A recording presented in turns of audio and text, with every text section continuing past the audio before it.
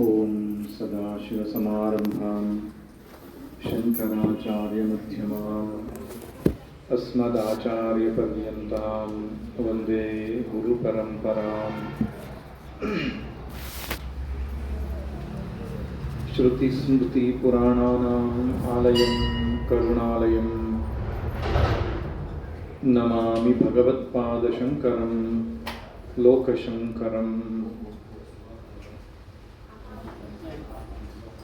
ಶಂಕರಂ ಶಂಕರಾಚಾರ್ಯಂ ಕೇಶವಂ ಬಾದರಾಯಣಂ ಸೂತ್ರಭಾಷ್ಯಕೃತೌ ವಂದೇ ಭಗವಂತೌ ಪುನಃ ಪುನಃ.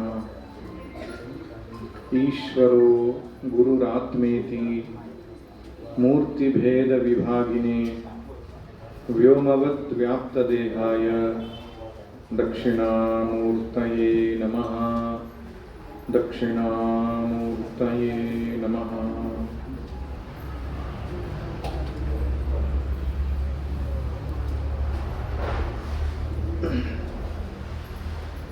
ಹರಿ ಓಂ. ಇಂದು ರಥಸಪ್ತಮಿ, ಮಾಘ ಶುದ್ಧ ಸಪ್ತಮಿ, ರಥಸಪ್ತಮಿ. ಸೂರ್ಯನಿಗೆ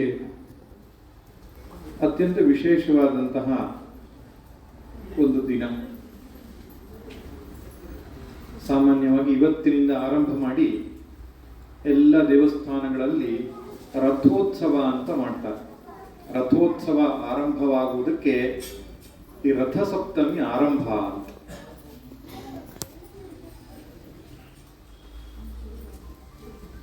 ಉತ್ತರಾಯಣ ಪರ್ವಕಾಲ, ಸೂರ್ಯನ ರಥ ಪ್ರತಿನಿತ್ಯ ಚಲಿಸ್ತಾ ಇರುತ್ತೆ. ಜಗತ್ತಿಗೆ ಚಕ್ಷು ಅವನು. ಯಾರು ಕಾಣದೇ ಇದ್ರೂ ಸೂರ್ಯ ಎಲ್ಲವನ್ನ ಕಾಣ್ತಾನೆ. ವಿಶ್ವತಶ್ಚಕ್ಷು, ಕರ್ಮಸಾಕ್ಷಿ ಅವನು. ಆದ್ರಿಂದ ವೇದಗಳಲ್ಲಿ ಸೂರ್ಯನ ಕುರಿತಾಗಿರತಕ್ಕಂತಹ ಮಂತ್ರಗಳು ವಿಶೇಷವಾಗಿವೆ. ಸೌರ ಸೂಕ್ತ, ಅರುಣ ಮುಂತಾದ ಮಂತ್ರಗಳಿರಬಹುದು. ಉಪನಿಷತ್ತುಗಳಲ್ಲಿ ಕೂಡ ಪೂಷನ್ನೇ ಕರ್ಷ್ಯ ಯಮಸೂರ್ಯ ಪ್ರಾಜಾಪತ್ಯವ್ಯೂಹ ರಶ್ಮೀನ್ ಸಮೂಹ ತೇಜಃ ಯತ್ತೇ ರೂಪಂ ಕಲ್ಯಾಣತಮಂ ತತ್ತೇ ಪಶ್ಯಾಮಿ ಮುಂತಾದ ಮಂತ್ರಗಳಿಂದ ಸೂರ್ಯನನ್ನ ಸ್ತುತಿಸುವುದು ಕಾಣುತ್ತೆ. ವೇದಗಳು ಸೂರ್ಯನಿಗೆ ಆತ್ಮ ಎಂಬುದಾಗಿ ಹೇಳಿವೆ. ಸೂರ್ಯ ಆತ್ಮ ಜಗತಸ್ತುಷಶ್ಚ.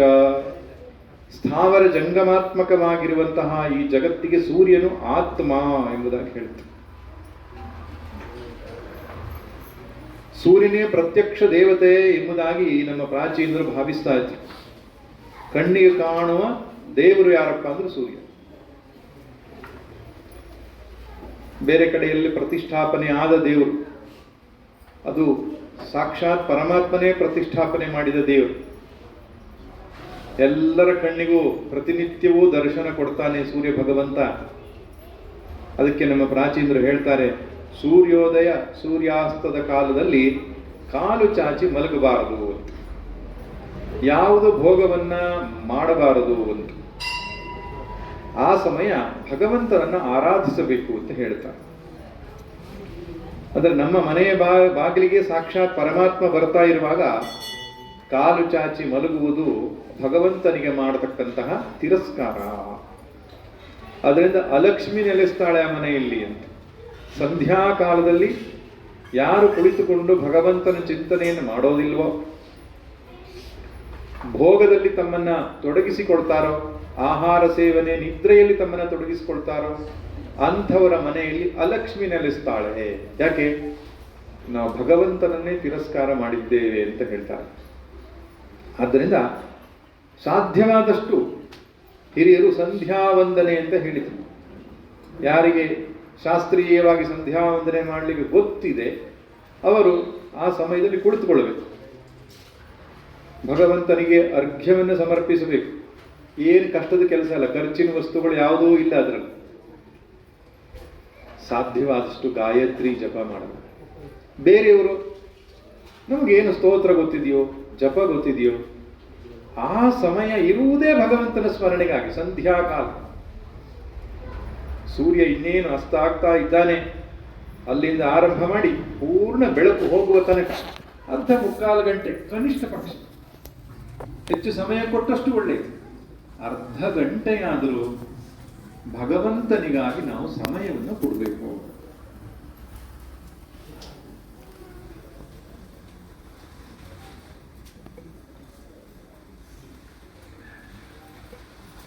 ಸಾಕ್ಷಾತ್ ಭಗವಂತ, ಅವನು ಯಾರು?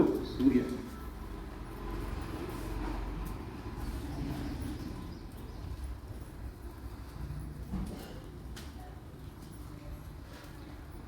ಅವನಿಗೆ 7 ಕುದುರೆಗಳಂತೆ. ನೋಡಿ ಎಷ್ಟು ಅದ್ಭುತ. ಯಾವುದಾದ್ರೂ ರಥಕ್ಕೆ 7 ಕುದುರೆ ಹಾಕಿದ್ರೆ ಚಲಿಸ್ಲಿಕ್ಕೆ ಆಗ್ತದ? 4 ಹಾಕಿದ್ರೆ ಸರಿ, 7 ಕುದುರೆ, ಬೆಸ ಸಂಖ್ಯೆಯ ಕುದುರೆಗಳನ್ನು ಕಟ್ಟಿದ್ದಾರೆ. ಇನ್ನು ಅವನ ರಥಕ್ಕೆ ಒಂದೇ ಚಕ್ರ. ಸೂರ್ಯನ ರಥಕ್ಕೆ ಎಷ್ಟು ಚಕ್ರ? ಒಂದೇ ಚಕ್ರ. ಅವನ ರಥದ ಸಾರಥ್ಯ ಮಾಡ್ತಾ ಇರ್ತಕ್ಕಂಥ ಅರುಣ, ಅವನಿಗೆ ಕಾಲೇ ಇಲ್ಲ, ಹೆಳವ. ಕಾಲೇ ಇಲ್ಲದ ಸಾರಥಿ, 7 ಕುದುರೆಗಳನ್ನ ಕಟ್ಟಿದಂತಹ ರಥ, ಏಕಚಕ್ರವನ್ನು ಹೊಂದಿರೋ ರಥ. ಇನ್ನು ಅವನು ಹೋಗಬೇಕಾಗಿರೋ ದಾರಿ ಯಾವುದು? ದಾರಿ ಯಾವುದು ಸ್ಪಷ್ಟವಾಗಿಲ್ಲ, ನಭೋ ಮಂಡಲವೇ ದಾರಿ. ಇಂತಹ ಸಂದರ್ಭದಲ್ಲಿಯೂ ಕೂಡ ಸರಿಯಾದ ಸಮಯಕ್ಕೆ ಅವನು ಪೂರ್ವದಿಂದ ಪಶ್ಚಿಮದೆಡೆಗೆ ಹೋಗುತ್ತಾನೆ. ಇದು ಕವಿ ದೃಷ್ಟಿ ಇರಲಿ, ಒಂದು ಒಳ್ಳೆಯ ಸಂದೇಶ ಇದ್ದಲ್ಲಿ ಅಷ್ಟೇ ಹೇಳಿ ಕವಿ ಹೇಳ್ತಾನೆ, ಕ್ರಿಯಾ ಸಿದ್ಧಿ ಸತ್ವೇ ಭವತಿ ಮಹತಾಂ ನೋಪಕರಣೆ. ನನ್ನ ಹತ್ರ ಸಾರಥಿ ಸರಿ ಇಲ್ಲ, ಕುದುರೆ ಸರಿ ಇಲ್ಲ, ದಾರಿ ಸರಿ ಗೊತ್ತಿಲ್ಲ, ಆದರೆ ನನ್ನ ಹತ್ರ ಹೋಗ್ಲಿಕ್ಕೆ ಆಗಲ್ಲ ಅಂತ ಸೂರ್ಯ ಹೇಳಲ್ಲ. ನಿತ್ಯವೂ ಸರಿಯಾದ ಸಮಯಕ್ಕೆ ಸೂರ್ಯ ಸಂಚರಿಸ್ತಾನೆ. ಯಾವ ಆಧಾರದ ಮೇಲೆ? ಸತ್ವೇ ಭವತಿ, ಮನೋಬಲ ಅಂತ ಹೇಳ್ತಾರೆ, ಆತ್ಮಬಲ. ಯಾವುದೇ ಕೆಲಸ ಅನ್ನುವಂಥದ್ದು ಯಶಸ್ಸು ಆಗಬೇಕಾದ್ರೆ ಮುಖ್ಯವಾಗಿ ಬೇಕಾದದ್ದು ಆತ್ಮವಿಶ್ವಾಸ. ನಾನು ಮಾಡಬಲ್ಲೆ, ನನ್ನಲ್ಲಿ ಸಾಮರ್ಥ್ಯ ಇದೆ. ದೈವಾನುಗ್ರಹದಿಂದ ಅದನ್ನು ಸೇರಿಸ್ಕೋಬೇಕು. ಭಗವಂತನ ಅನುಗ್ರಹದಿಂದ ನಾನು ಮಾಡಬಲ್ಲೆ ಎನ್ನುವ ಆತ್ಮಬಲ, ಮನೋಬಲ ಯಾವನಿಗಿದೆಯೋ ಯಶಸ್ವಿ ಆಗ್ತಾನೆ. ರಾಮನ ಬಗ್ಗೆನೂ ಕೂಡ ಹಾಗೆ ಒಂದು ಸುಭಾಷಿತ ಇದೆ, ವಿಪಕ್ಷ ಪೌಲಸ್ತ್ಯ ರಣಭುವಿ ಸಹಾಯಾಶ್ಚ ಕಪಯಃ ತಥಾಪ್ಯೇಕೋ ರಾಮಃ ಮಜಯದ್ ರಾಕ್ಷಸ ಕುಲಂ ಕ್ರಿಯಾಸಿದ್ಧಿ ಸತ್ವೇ ಭವತಿ. ಶ್ರೀರಾಮ ಒಬ್ಬನೇ, ಕಪಿಕರಡಿಗಳೇ ಅವನಿಗೆ ಸೈನ್ಯದ ಸಹಾಯ ಅಲ್ವಾ?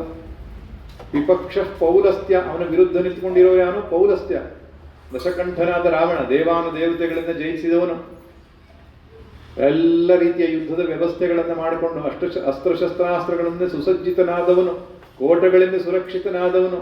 ಅಂತಹ ರಾವಣನ ಕೋಟೆಯನ್ನ ಭೇದಿಸಿ ಕಾಲ್ನಲ್ಲಿ ನಡ್ಕೊಂಡು ಹೋಗಿ ಕಪಿಕರಡಿಗಳ ಸಹಾಯದಿಂದ ರಾಮ ಯುದ್ಧವನ್ನ ಗೆಲ್ತಾನೆ, ರಾವಣನನ್ನು ಕೊಲ್ತಾನೆ. ಹೇಗದು ಸಾಧ್ಯ ಆಯಿತು? ಕ್ರಿಯಾಸಿದ್ಧಿ ಸತ್ವೇ ಭವತಿ ಮಹತಾಂ ನೋಪಕರಣೆ. ನನ್ನ ಹತ್ರ ಸಾಧ್ಯ ಇದೆ, ನಾನು ಮಾಡುತ್ತೇನೆ ಅನ್ನೋ ವಿಶ್ವಾಸ. ಅದು ಕಳ್ಕೊಂಡೆವೋ ಎಲ್ಲ ಕಳ್ಕೊಂಡ ಹಾಗೆ. ಸೂರ್ಯ ನಮಗೇನು ಉಪದೇಶ ಕೊಡ್ತಾನೆ? ವಿಶ್ವಾಸ ಕಳೆದುಕೊಳ್ಳಬೇಡಿ. ಸ್ವಾಮಿ ವಿವೇಕಾನಂದರು ಕಾಶಿಯ ಬೀದಿಯಲ್ಲಿ ನಡೆದುಕೊಂಡು ಹೋಗ್ತಾ ಇದ್ರಂತೆ. ಇದ್ದಕ್ಕಿದ್ದಾಗೆ ಒಂದಿಷ್ಟು ಕೋತಿಗಳು ಒಟ್ಟಿಸ್ಕೊಂಡು ಬಂದು, ಅವರು ಕೋತಿಗಳು ಹಿಂಡು ಒಟ್ಟಿಸ್ಕೊಂಡು ಬಂದಾಗ ಅವರು ಓಡಿದ್ರು. ಸ್ವಾಮಿಗಳು ಓಡ್ತಾ ಇರೋದು ನೋಡಿ ದೂರದಲ್ಲಿ ಯಾರೋ ನಿಂತುಕೊಂಡು ಹೇಳ್ತಾರೆ, ಸ್ವಾಮೀಜಿ ಓಡಬೇಡಿ, ಎದುರಿಸಿ ನಿಲ್ಲಿ ಅಂತ. ಹಿಂತಿರುಗಿ ನಿಲ್ಲಿ ಅಂತ ಎದುರಿಸ್ಕೊಳ್ಳಿ. ಅವರು ಆ ಸನ್ಯಾಸಿ ಸ್ನೇಹಿತರು ಯಾರು ಹೇಳಿದ್ರಲ್ಲ, ಅವ್ರ ಮಾತನ್ನು ಕೇಳಿಸ್ಕೊಂಡು ಮುಷ್ಟಿ ಕಟ್ಟಿದ್ರು. ಆ ಒಳಗಡೆಗೆ ಪುಕ್ಕ ಆಗ್ತಾ ಇತ್ತು ಗೊತ್ತಿಲ್ಲ, ಧೈರ್ಯ ತಂದುಕೊಂಡ್ರು. 2 ಹೆಜ್ಜೆ ಆ ಕೋತಿಗಳು ಬರೋ ದಿಕ್ಕಿನೆಡೆಗೆ ನಡ್ಕೊಂಡು ಹೋದ್ರು. ಏನಾಯ್ತು? ಒಟ್ಟಿಸಿಕೊಂಡು ಬಂದಂತ ಕೋತಿಗಳು ಒಂದು ಕ್ಷಣ ನಿಂತು, ಅರೆ ಇವ್ ನನ್ನ ಕಡೆಗೆ ಬರ್ತಿದ್ದಾನೆ, ಅವು ಚಲ್ಲ ಪಿಲ್ಲಿಯಾಗಿ ಓಡುವುದು. ಸ್ವಾಮಿ ವಿವೇಕಾನಂದರು ಹೇಳ್ತಾರೆ, ನನ್ನ ಜೀವನದಲ್ಲಿ ಕಲಿತ ಪ್ರಥಮ ಮುಖ್ಯ ಪಾಠ ಏನು? ಜೀವನದಲ್ಲಿ ಕಷ್ಟಗಳು ನಷ್ಟಗಳು ಬಂದಾಗ ಎದುರಿಸಿ ನಿಲ್ಲು, ಬೆನ್ನು ತೋರಿಸಬೇಡ.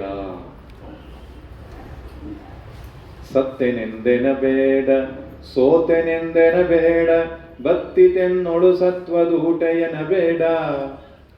ಮೃತ್ಯು ಎನ್ನುವುದೊಂದು ತೆರೆ ಇಳಿತ ತೆರೆಗೇರು, ಮತ್ತೆ ತೋರ್ಪುಡು ನಾಳೆ ಮಂಕುತಿಮ್ಮ.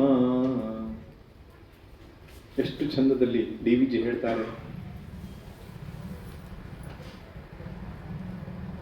ಹೋರಾಡು ಬೀಳ್ವನ್ನ ಮೊಬ್ಬೊಂಟಿಯಾದೊಡಂ, ಧೀರ ಪಥವನೆ ಬೆದಕು ಸಕಲ ಸಮಯದೊಳಂ. ದೂರದಲ್ಲಿ ಗೊಣಗುತ್ತ ಬಾಳ್ವ ಬಾಳ್ಗೇನು ಬೆಲೆ, ಹೋರಿ ಸತ್ವವ ಮೆರೆಸು ಮಂಕುತಿಮ್ಮ. ಹೋರಾಡಿ ಸತ್ವ ಅಂದ್ರೇನು? ಆತ್ಮಬಲ. ನಿನ್ನ ಆತ್ಮಬಲವನ್ನು ಮೆರೆಸು. ಸಣ್ಣ ಹುಡುಗ ಅವನು, ಏನು ಅವನ ಹೆಸರು? ಅಭಿಮನ್ಯು. ಹೋರಾಟಕ್ಕೆ ಹೋಗಿದ್ದಾನೆ. ಅತಿರಥ ಮಹಾರಥರೆಲ್ಲ ಇದ್ದಾರೆ, ಗೊತ್ತಿದೆ ಅವನಿಗೆ. ಆದರೆ ಕೊನೆ ಕ್ಷಣದವರೆಗೂ ಕೂಡ ಹೋರಾಡ್ತಾನೆ. ಹೋರಾಡಿ ಸಾಯ್ತಾನ. ಅದು ಬದುಕು ಅಂತ. ದೂರದಲ್ಲಿ ಗೊಣಗುತ್ತ ಬಾಳುವ ಬಾಳ್ಗೆ ಏನು ಬೆಲೆ? ಎಂಥ ಮಾತು ಕೇಳ್ತಾನೆ. ಅಯ್ಯೋ, ನನ್ನ ಹತ್ರ ಆಗಲ್ಲ, ನನ್ನ ಜೀವನ ಇಷ್ಟೇನೆ ಅಂತ ಮುಗಿದೋಯ್ತು. ಈ ಮಾತುಗಳನ್ನು ಆಡಬಾರದು. ಹೌದು, ಜೀವನದಲ್ಲಿ ಹೊಡೆತಗಳು, ಕಷ್ಟಗಳು, ಪೆಟ್ಟುಗಳು ಬಂದಾಗ ಕೆಲವರು ಮಾತಾಡೋದಂತೂ ಸಾಕು ಸ್ವಾಮೀಜಿ ಜೀವನ. ನಾನು ದೇವರ ಮುಂದೆ ಕೇಳ್ಕೊಳ್ಳೋದು ಒಂದೇ, ಯಾವುದು? ಯಾವಾಗ ಕರ್ಕೊಂಡು ಹೋಗ್ತೀಯಪ್ಪ ಅಂತ. ಆ ಮಾತು ಬರಬಾರದು. ಒಬ್ಬ ವ್ಯಕ್ತಿ ಹೀಗೆ ಆತ್ಮಹತ್ಯೆ ಮಾಡ್ಕೊಳ್ಳಿಕ್ಕೆ ಅಂತ ಹೇಳಿ ಹೋಗಿದ್ದ. ಬೆಟ್ಟದ ಮೇಲೆ, ಬೆಟ್ಟದಿಂದ ಧುಮುಕಬೇಕು ಅಂತ ಹೋಗಿದ್ದ. ಅಷ್ಟೊತ್ತಿಗೆ ಮಹಾಭಾರತದ ಬರೋ ಕತೆ ಅಲ್ಲದು ತೋಳ ಬರ್ತದೆ. ಆ ತೋಳ ಬುದ್ಧಿವಾದ ಹೇಳಿದ್ವಿ ನೀನು. ಅಲ್ಲಪ್ಪ, ನಿನಗೆ ಕೈ ಕೊಟ್ಟಿದ್ದಾನೆ, ಕಾಲು ಕೊಟ್ಟಿದ್ದಾನೆ, ಕಣ್ಣು ಕೊಟ್ಟಿದ್ದಾನೆ, ಬುದ್ಧಿ ಕೊಟ್ಟಿದ್ದಾನೆ. ನಮ್ಮ ನೋಡು, ಪ್ರಾಣಿಗಳಿಗೆ ನಿಮ್ಮಲ್ಲಿರುವ ಯಾವ ಸಾಮರ್ಥ್ಯಗಳು ನಮಗಿಲ್ಲ, ಆದರೆ ನಾವು ಬದುಕ್ತೇವೆ. ಆತ್ಮಹತ್ಯೆ ಮಾಡ್ಕೊಳ್ಳಲ್ಲ ನಾವು. ನಿಂಗೆ ಇಷ್ಟು ದೇವರು ಕೊಟ್ಟಿದ್ರು ನೀನು ಹೇಳಿ, ಎಂತ ಹೇಳಿ ನೀನು? ಆ ಪ್ರಾಣಿ ಬುದ್ಧಿವಾದ ಹೇಳುತ್ತೆ. ಹೌದು, ಕಂಪೇರ್ ಮಾಡ್ಲಿಕ್ಕೆ ಹೋಗ್ಬಾರ್ದು. ತೆಂಗಿನ ಮರ ಬೇರೆ, ತುಳಸಿ ಗಿಡ ಬೇರೆ, ಮಾವಿನ ಮರ ಬೇರೆ. ಪ್ರತಿಯೊಂದು ಪ್ರಕೃತಿಯಲ್ಲಿ ಒಂದೊಂದು ವಿಶೇಷತೆಯನ್ನು ಒಳಗೊಂಡಿದೆ. ಅವನ ಜೀವನ ಇದ್ದ ಹಾಗೆ ನನ್ನ ಜೀವನ ಇರಲಿಕ್ಕಿಲ್ಲ. ಅವನಿಗೆ ಸ್ವಲ್ಪ ಜಾಸ್ತಿ ಕೊಟ್ಟಿರ್ಬೋದು. ಅವನಿಗೆ ಕಾರ್ಯಾನ ಕೊಟ್ಟಿರ್ಬೋದು, ನನಗೆ ಕಾಲಿಯಾನ ಕೊಟ್ಟಿದ್ದಾನೆ ದೇವರು. ಅವನಿಗೆ 2 ಮಾಳಿಗೆ ಮನೆ ಕೊಟ್ಟಿರ್ಬೋದು, ನನಗೆ 1 ಮಾಳಿಗೆ ಕೊಟ್ಟಿರ್ಬೋದು. ತೊಂದರೆ ಇಲ್ಲ. ಅವರವರ ಪ್ರಾರಬ್ಧಕ್ಕೆ ಅನುಸಾರವಾಗಿ ಅವರವರ ಜೀವನ ನಡೆಸ್ತಾ ಇದ್ದಾರೆ. ಹೌದು, ಅದ್ರ ಬಗ್ಗೆ ನಮ್ಗೇನು ಆಕ್ಷೇಪ ಬೇಡ. ಅವನ ಹಾಗೆ ನಾನು ಆಗಬೇಕು, ಆ ಕಂಪ್ಯಾರಿಸನ್ ಅಂತ ಹೇಳ್ತಾರಲ್ಲ, ಹೋಲಿಕೆ ಮಾಡುವಂತ ತಪ್ಪು. ದೇವರಿಗೆ ಮಾಡುವ ಅವಮಾನ. ಯಾಕೆ? ವೈಚಿತ್ರ್ಯ ಸೃಷ್ಟಿಯಲ್ಲಿ ಇರಲಿಕ್ಕೆ ಬೇಕು ಸ್ವಾಮಿ. ಎಲ್ಲರೂ ಸಮಾನ. ಕೆಲವರು ಹೇಳೋದುಂಟು, ದೇವರು ಕಷ್ಟ ಯಾಕೆ ಕೊಟ್ಟಿದ್ದಾನೆ, ದೇವರು ಸುಖನೇ ಕೊಡಬಹುದಿತ್ತ ಅಲ್ಲ, ಹಾಗೊಂದು ಯೋಚನೆ ಬರ್ತದೆ ಕೆಲವರಿಗೆ. ಆದರೆ ಒಂದು ಮರೆತಿರ್ತಾರೆ ಹೇಳುವಾಗ, ದೇವರು ಕಷ್ಟ ಕೊಡ್ತಾನೆ ಅನ್ನೋ ಶಬ್ದವೇ ತಪ್ಪು ಅಂತ. ಕಷ್ಟ ಕೊಡೋದು, ಸುಖ ಕೊಡೋದು ದೇವರು ಅಲ್ಲ. ಯಾರು ಹಂಗಾದ್ರೆ ಕೊಡೋದು? ನಮ್ಮ ಕರ್ಮ. ಇದನ್ನ ಎಲ್ಲಿ ತನಕ ನಾವು ಒಪ್ಕೊಳ್ಳೋದಿಲ್ವೋ ಅಲ್ಲಿ ತನಕ ದುಃಖ ತಪ್ಪಿದ್ದೆಲ್ಲ ನೆನಪಿಲ್ಲ. 2 ಸಂಗತಿಯನ್ನು ಮರಿಬಾರದು ಜೀವನಕ್ಕೆ, ಅಥವಾ 3 ಸಂಗತಿ ಅಂತ ಹೇಳೋದು. ಒಂದು, ನಮ್ಮ ಕರ್ಮವೇ ನಮ್ಮ ಸುಖ ದುಃಖಕ್ಕೆ ಕಾರಣ, ಇದು ಗೊತ್ತಿರಬೇಕು. 2ನೇ ಸಂಗತಿ, ಭಗವಂತನಿಗೆ ಶರಣಾದರೆ ದುಃಖವನ್ನು ಎದುರಿಸುವ ಶಕ್ತಿ ಬರ್ತದೆ. 3ನೇ ಸಂಗತಿ, ನಮ್ಮ ಸುಖ ಶಾಂತಿ ಹೊರಗಿಲ್ಲ, ನಮ್ಮ ಒಳಗಿದೆ. ಇದು 3 ಸಂಗತಿ ಚೆನ್ನಾಗಿ ಮನವರಿಕೆ ಮಾಡಿಕೊಂಡ್ರೆ ಬದುಕು ಸುಲಭ. ನಾವೇನ್ ಮಾಡೋದು? ನನ್ನ ಕಷ್ಟಕ್ಕೆ ಬೇರೆಯವ್ರನ್ನ ಹುಡುಕೋದು. ಪಕ್ಕದ ಮನೆಯವ್ರ ಕಾರಣ. ಪಾಪ ಇವ್ರು ಪಕ್ಕದ ಮನೆಯವರಿಗೆ ಗೌರವ ಸನ್ಮಾನ ಮಾಡಿದ್ರು. ಅದಕ್ಕೆ ಜೀಸಸ್ ಹೇಳಿದ್ದಂತೆ, ಏನು? Love thy neighbours. ಪಕ್ಕದ ಮನೆಯವ್ರಿಗೆ ಪ್ರೀತಿ ಮಾಡಿ. ಯಾಕಂದ್ರೆ ಅವರು ಪಕ್ಕದ ಮನೆಯವ್ರ ಪ್ರೀತಿ ಮಾಡೋದು ಬಹಳ ಕಷ್ಟ. ಅದಕ್ಕೆ ಅವನು ಹೇಳಿರ್ಬೇಕು ಕಾಣಿಸ್ತದೆ. ಅಂದ್ರೆ ನಮ್ಮ ದುಃಖಕ್ಕೆ ಇನ್ಯಾರೋ ಕಾರಣ ಅಂತ. ಬೇರೆ ಯಾರೂ ಸಿಗ್ಲಿಲ್ಲ, ಗ್ರಹಗತಿ ಮೇಲೆ ಹಾಕೋದು. ನವಗ್ರಹಗಳ ಪಾಪ ಇದೆಯಲ್ಲ, ಅವ್ರ ತಲೆ ಮೇಲೆ ಹಾಕೋದು. ಶನಿ ಕಾರಣ, ರಾಹು ಕಾರಣ. ಅವ್ರು ಚೆನ್ನಾಗಿದ್ದಾರೆ, ಶುಕ್ರ ದೆಸೆ ಇದೆ ಅವರಿಗೆ ಸ್ವಾಮಿ ಅಂತ. ಯಾವ ದೆಸೆಯೂ ಇಲ್ಲ. ಒಳ್ಳೆ ಕರ್ಮ ಮಾಡಿದ್ದಾನೆ, ಒಳ್ಳೆ ಫಲ ಉಣ್ತಾ ಇದ್ದಾನೆ. ಈಗ ಕೆಟ್ಟದ್ದು ಮಾಡೋದು, ನಾಳೆ ಕೆಟ್ಟದ್ದು ಉಣ್ಬೇಕು ಅಷ್ಟೇ. ನೀ ಮಾಡಿಟ್ಟ ಅಡುಗೆ ನಿನಗೆ ಸಿಗ್ತದೆ, ನೀ ನೆಟ್ಟ ಮುಳ್ಳಿನ ಗಿಡ ನಿನ್ನ ಕಾಲಿಗೆ ಸಿಗ್ತದೆ. ಆದ್ರಿಂದ ಅವರು ಕೆಟ್ಟದ್ದು ಮಾಡಿದ್ರು ಸುಖವಾಗಿದ್ದಾರಲ್ಲ, ಯಾಕೆ? ಅದು ಲೆಕ್ಕ ಹಾಕಬಾರ್ದು, ಅದು ಬರ್ತದೆ. ಹಿಂದೇನೋ ಮಾಡಿದ್ದ ಶಿಲ್ಪು ಈಗ ಸಿಗ್ತಾ ಇದೆ, ಅದರಿಂದ ಸ್ವಲ್ಪ ಮಜಾ ಮಾಡ್ತಾ ಇದ್ದಾನೆ. ಆದರೆ ಇವತ್ತು ಮಾಡಿದ್ದು ನಾಳೆಗೆ ಸಿಗ್ತದೆ. ಇದಕ್ಕೆ ಹೇಳ್ತಾರೆ ಕರ್ಮ ಸಿದ್ಧಾಂತ. ಇದನ್ನು ದೃಢವಾಗಿ ನಾವು ನಂಬಬೇಕು. ವೈದಿಕ ಸನಾತನ ಧರ್ಮ ಅಂದ್ರೇನು? ಕರ್ಮ ಸಿದ್ಧಾಂತದ ಮೇಲೆ ನಿಂತಿರ್ತಕ್ಕಂಥ. ತನ್ನ ಶಿಲುಬೆಯ ತಾನೇ ಹೊತ್ತನಲ ಗುರು ಏಸು, ನಿನ್ನ ಕರ್ಮದ ಹೊರೆಯ ಬಿಡದ ನೀನೆ ಹೊರು. ಡಿ ವಿ ಜಿಯವರು ಹೇಳ್ತಾರೆ, ನಿನ್ನ ಕರ್ಮದ ಹೊರೆಯ ನೀ ಬಿಡದೆ ನೀನೆ ಹೊರು. ಹಾಗೆ ಯೋಚನೆ ಮಾಡಿದ ತಕ್ಷಣ ನಮ್ಗೊಂದು ರೀತಿ ಸಮಾಧಾನ ಆಗ್ಬಿಡುತ್ತೆ. ಯಾಕೆ?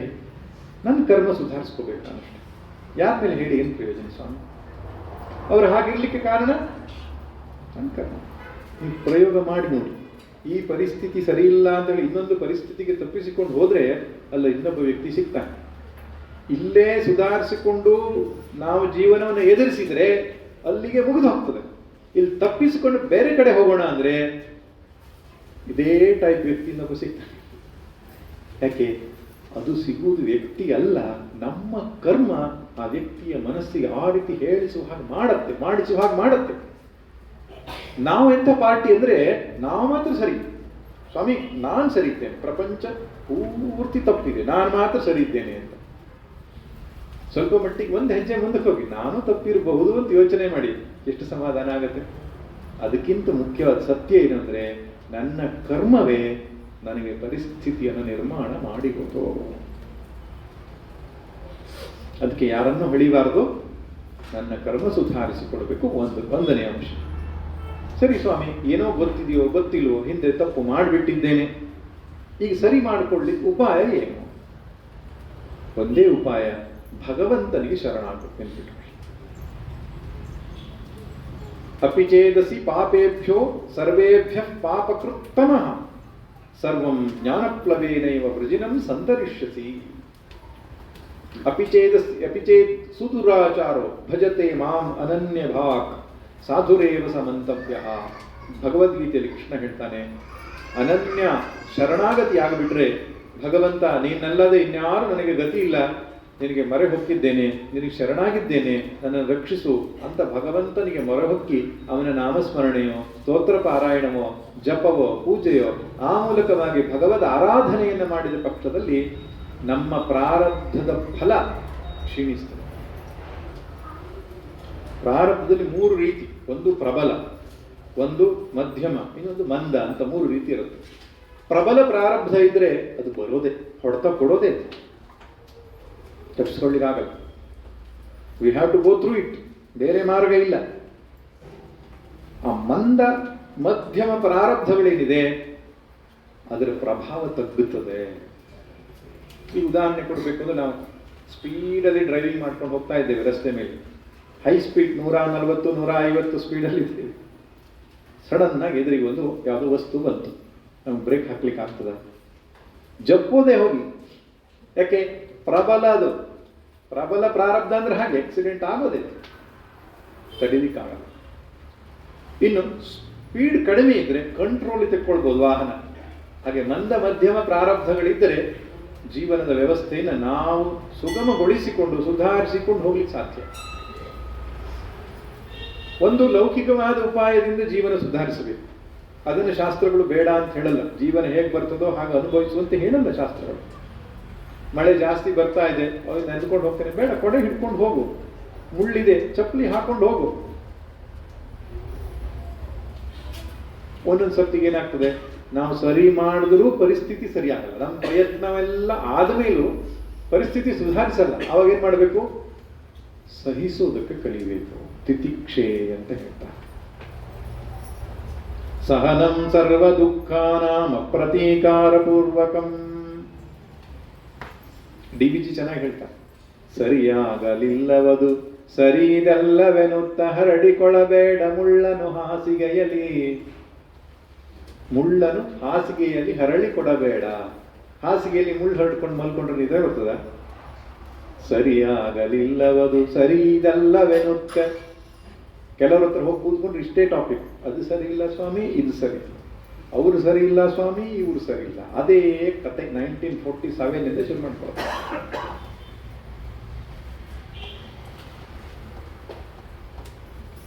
ಕೊರೆಯಾದೊಡೇನೊಂದು ನೆರೆದೊಡೆ ನಿಂದೊಂದು ಒರಟು ಕೆಲಸವ ಬದುಕು ಮಂಕುತಿಮ್ಮ. ಬದುಕು ಅಂದ್ರೆ ಒರಟು ಕೆಲಸ ಅಂತ ಹೇಳ್ತಾರೆ. ನಾಜೂಕಿನ ಕೆಲಸ ಅಲ್ಲಂತೆ ಬದುಕು.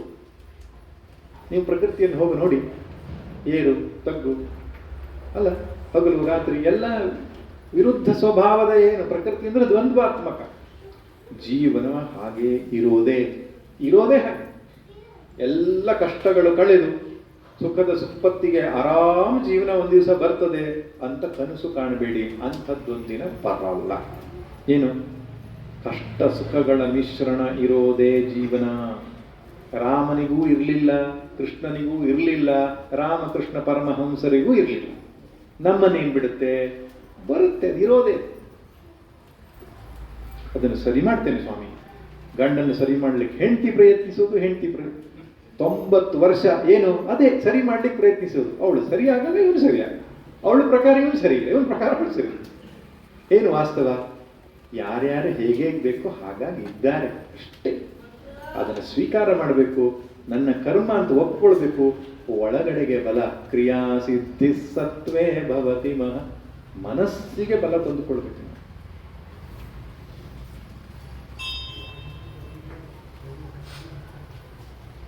ದುಡ್ಡಿದ್ರೆ ಶ್ರೀಮಂತ ಅಲ್ಲ, ವಿದ್ಯೆ ಇದ್ರೆ ಜ್ಞಾನಿ ಅಲ್ಲ. ಮನಃಶಾಂತಿ ಇದ್ರೆ ಅವನಿಗೆಲ್ಲವೂ ಇದ್ದ. ಮನಸ್ಸಮಾಧಾನ, ಶಾಂತಿ, ತೃಪ್ತಿ, ತಿತಿಕ್ಷೆ ಇದನ್ನು ಬೆಳೆಸಿಕೊಳ್ಳುವುದೇ ಸಂಸ್ಕಾರ. ನೆನಪಿರಲಿ. ಪೂಜೆ ಮಾಡೋದು ಯಾಕೆ? ಕಷ್ಟಗಳನ್ನು ದೂರ ಮಾಡ್ತಾನೆ. ಹೌದು, ಪ್ರಾರಬ್ಧಗಳು ದುರ್ಬಲವೋ ಇದ್ರೆ, ನಾ ಮಾಡಿರತಕ್ಕಂಥ ಪುಣ್ಯ ಅದಕ್ಕೆ ಸರಿಸಮವಾಗಿದ್ರೆ ಅದು ಶಿಥಿಲವಾಗುತ್ತದೆ, ಅದು ಒಪ್ಕೊಳ್ಳೋಣ. ಅದಕ್ಕಿಂತ ಇನ್ನೊಂದು ದೊಡ್ಡ ಪ್ರಯೋಜನ ಏನಿದೆ ಅಂದ್ರೆ ಮನಃಶಾಂತಿ ಸಿದ್ಧಿಸ್ತದೆ. ಚಂದದಲ್ಲಿ ಸ್ತೋತ್ರ ಪಾರಾಯಣ ಮಾಡಿ ಭಕ್ತಿಯಿಂದ ಭಗವಂತನನ್ನು ಸ್ಮರಿಸಿ ನಮ್ಮ ರಾಘು ಭಟ್ರು ಪೂಜೆ ಮಾಡಿದಾಗ. ಹೌದು, ನಾನು ತುಂಬಾ ಸಲ ಶ್ರೀಕಾಂತ್ ಹೆಗ್ಡೆ ಅವರು ಕೇಳಿದ್ದೆ, ಬೇರೆಯವ್ರ ಮುಖಾಂತರ ಕೇಳಿದ್ದೇನೆ. ಅವ್ರು ಪ್ರಾರ್ಥನೆ ಮಾಡುವಾಗ ಗಣಪತಿ ಬಂದು ಕೂತ್ಕೊಳ್ತಾನೆ ಅಲ್ಲಿ ಅಂತ ಹೇಳ್ತಾರೆ. ನಾನು ಕೇಳಲಿಲ್ಲ ಅವ್ರು ಪ್ರಾರ್ಥನೆ ಮಾಡೋದಂತ, ನೋಡ್ಬೇಕು ಹೇಗೆ ಅಂತ. ಶ್ರದ್ಧೆಯಿಂದ ಭಕ್ತಿಯಿಂದ ಭಗವದಾರಾಧನೆ ಮಾಡಿದ ಪಕ್ಷದಲ್ಲಿ ಮನಸ್ಸು ಶಾಂತವಾಗಿ ಆಗ್ತದೆ.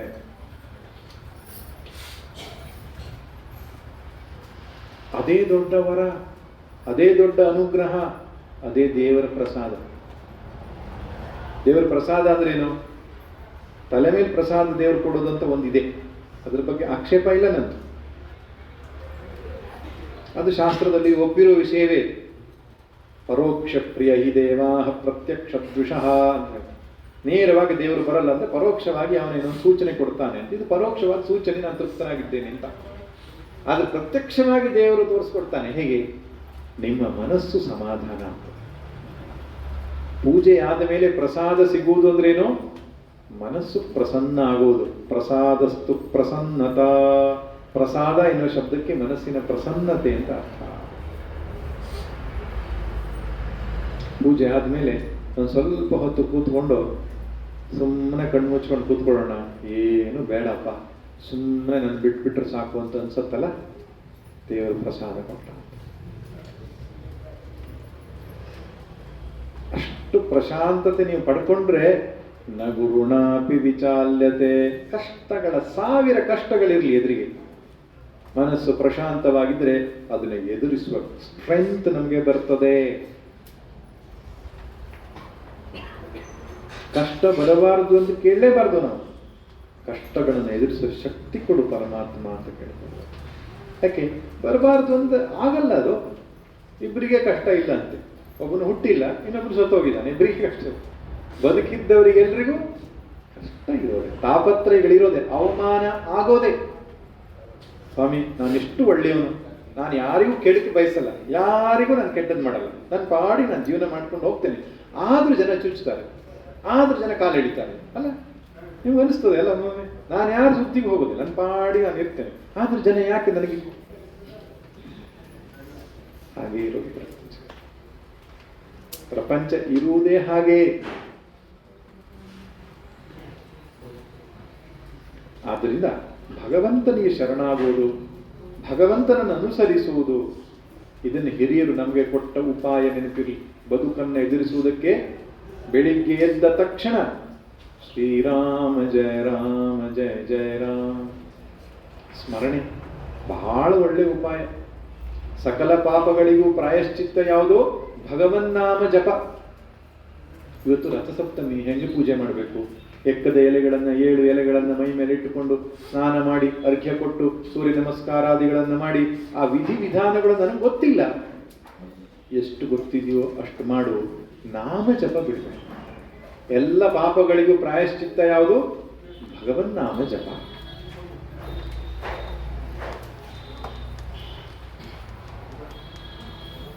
ಯಾವ ಜಪ ಒಳ್ಳೆಯದು? ಗಮ್ ಗಣಪತಿ ನಮಃ, ಶ್ರೀರಾಮ್ ಜಯ ರಾಮ್ ಜಯ ಜಯ ರಾಮ, ನಾರಾಯಣನು ಕೃಷ್ಣನು, ಯಾವ ಜಪ ಒಳ್ಳೆಯದು? ಅಲ್ಲ, ಪವರ್ಫುಲ್ ಜಪ ಏನಾದರೂ ಇದ್ರೆ ಹೇಳಿ, ನಿಮಗೆ ದೀಕ್ಷೆ ಕೊಡಿ, ನಾನು ಬರ್ತೇನೆ ಆಶ್ರಮಕ್ಕೆ. ಎಲ್ಲ ಪವರ್ಫುಲ್ ಜಪ ಅಂತ ಇರಬೇಕಾದ್ರೆ ಪವರ್ಫುಲ್ ದೇವರು ಅಂತ ಇರಬೇಕಲ್ಲ. ಅದು ಎಲ್ಲ ಹೇಳ್ತಾರೆ, ನೀವು ಆ ದೇವಸ್ಥಾನ ಪವರ್ಫುಲ್ ದೇವರು, ಈ ದೇವಸ್ಥಾನ ಪವರ್ಫುಲ್. ಹೌದು, ತುಂಬ ದೀರ್ಘಕಾಲದ ಒಂದು ಅನುಷ್ಠಾನ ನಡೆದಿರೋ ಜಾಗದಲ್ಲಿ ಒಂದು ವೈಬ್ರೇಷನ್ ಇರುತ್ತದೆ, ಅದು ಪ್ರಶ್ನೆ ಬೇರೆ. ದೇವರಲ್ಲಿ ಪವರ್ಫುಲ್ ಇಲ್ಲ, ರಾಮ ಪವರ್ಫುಲ್ಲೋ ಕೃಷ್ಣ ಪವರ್ಫುಲ್ಲೋ ಇಲ್ಲ. ಅದಕ್ಕೆ ಯಾವ ನಾಮ ಜಪ ಅದು ನಡೀತದೆ. ಮುಖ್ಯವಾಗಿ ನಮ್ಮ ಇಷ್ಟ ದೇವರ ಜಪ ಆಗಬೇಕು. ನನಗೆ ಆ ಜಪವನ್ನು ಹೇಳಿದ ತಕ್ಷಣ ಹೃದಯ ಆರ್ದ್ರ ಆಗಬೇಕು, ಭಾವಪರವಶನಾಗಬೇಕು, ಮೈ ಮರಿಬೇಕು, ರೋಮಾಂಚನ ಆಗಬೇಕು, ಕಂಠ ಗದ್ಗದಿತವಾಗಬೇಕು, ಆನಂದ ಭಾಷ್ಪ ಕಣ್ಣಿಂದ ಸುರಿಬೇಕು. ಆ ನಾಮ ಯಾವುದಾದ್ರೂ ಸರಿ. ಹನುಮಂತನಿಗೆ ರಾಮ, ತುಳಸಿದಾಸರಿಗೆ ರಾಮ, ಗೋಂದಾವಲಿ ಬ್ರಹ್ಮಚೈತನ್ಯಗೆ ಶ್ರೀರಾಮ ಜಯ ರಾಮ ಜಯ ಜಯ ರಾಮ, ರಾಮಕೃಷ್ಣ ಪರಮಹಂಸರಿಗೆ ಕಾಳಿ, ಪುರಂದರದಾಸರಿಗೆ ವಿಠಲ ವಿಠಲ, ಮೀರಾಗೆ ಕೃಷ್ಣನಾಮ, ಅಕ್ಕ ಮಹಾದೇವಿಗೆ ಮಲ್ಲಿಕಾರ್ಜುನ. ಇಷ್ಟೇ. ನಾಮ ಯಾವುದು ಮುಖ್ಯ ಅಲ್ಲ, ಒಂದು ಬೇಕು ಜೀವನಕ್ಕೆ, ಒಂದು ಗಟ್ಟಿ ಊರುಗೋಲು ಬೇಕು. ಇದೇ ಕಷ್ಟ ಇದೆ ಜೀವನ, ನೆನಪಿರ್ಲಿ. ಮಾಯಾಮಯಮಿದಮಖಿಲಂ ಬುದ್ಧ್ವಾ. ಮಕ್ಕಳಿಗೆ ಮದುವೆ ಮಾಡಿ ಜಾಬ್ ಕೊಟ್ಟು ಮಗಳು ಮಾಡಿ ಮಕ್ಕಳ ಮೊಮ್ಮಕ್ಕಳಾಗಿ ಎಲ್ಲ ಆದ್ಮೇಲೆ ಒಂದು ಸುಖದ ಜೀವನ ನೋಡ್ತೇನೆ ಸ್ವಾಮಿ ಅಂತ ನಿರೀಕ್ಷೆ ಇಟ್ಕೊಳ್ತೇನೆ. ಅದು ಎಲ್ಲಿಂದ ಬರ್ತದೆ, ಎಲ್ಲಿಂದ ಪೆಟ್ಟು ಕೊಡ್ತದೆ ಗೊತ್ತಿಲ್ಲ. ಕಾಲ ನದಿಯಲ್ಲಿ ನಮ್ಮ ಬಾಳ ದೋಣಿಯು ಮೆರೆದು ತೇರುತ್ತೆ, ಭಯವ ಕಾಣದೆ ಸಾಗುತ್ತಿರಲು. ಗಾಳಿ ಯಾವಗಮೋ ಬಂದೆತ್ತಣಿನೋ ಬಿಸುತ್ತ, ಮೇಲ ಕೀಳಾಗಿ ಪುದು ಮಂಕುತಿಮ್ಮ. ಎಲ್ಲಿಂದ ಬರ್ತದೋ ಹೇಗೆ ಬರ್ತದೋ ಗೊತ್ತಿಲ್ಲ. ಅದಕ್ಕೆ ಸಿದ್ಧತೆ ಮಾಡ್ಕೊಂಡಿರ್ಬೇಕು. ಏನ್ ಸಿದ್ಧತೆ? ಎದೆಗಟ್ಟಿ ಎದೆಗಟ್ಟಿ ಎದೆಗಟ್ಟಿ ಎನ್ನುತ್ತಿರು, ಪದಜಾರಿ ಬಿದ್ದಂದು ತಲೆ ತಿರುಗಿದಂದು. ಜಗವೇನು ಬದುಕೇನು ದೈವವೇ ನೆನಿಪೆಂದು, ಅದಿರದೆದೆಯೇ ಸಿರಿಯೋ ಮಂಕುತಿಮ್ಮ. ಅದಿರದ ಎದೆಯೇ ಸಂಪತ್ತು. ಗಟ್ಟಿ ಮಾಡ್ಕೊಳ್ಬೇಕು ನಮ್ಮ ಮನಸ್ಸನ್ನ.